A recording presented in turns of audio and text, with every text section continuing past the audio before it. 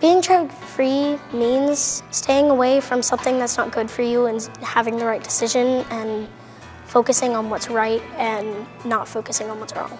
It's just like a little reminder in the back of my head saying when you grow up, it's not something that you want to do. So that's why every year, while you're here or any other school, it will always remind you. All of Lawton Public Schools really get into Red Ribbon Week. And so we kind of have the assembly, we have the fun songs, we have all the activities to really put that in their minds that this is fun, this is what we want to do for the rest of our lives.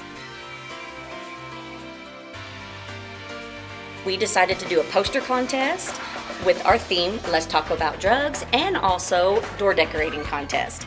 And I am very happy to see we have a lot of enthusiasm and creativity going on, and a little competition too, a little competitiveness. There are some very interesting doors being done.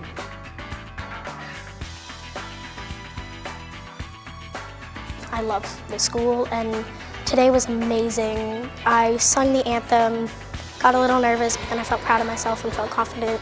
I loved the speeches from student council, I loved the inspiration, and I loved how Colonel King and the mayor and everybody was there.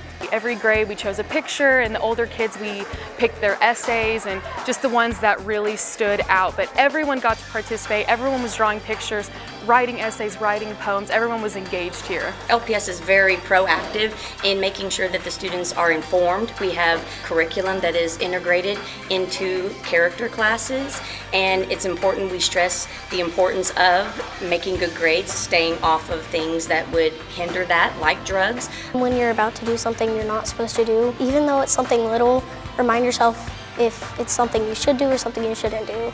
We want all of our kids to know this. This is not just at Freedom, this is not just a Fort Sill thing. All of LPS really wants their kids to know this message and remember this message.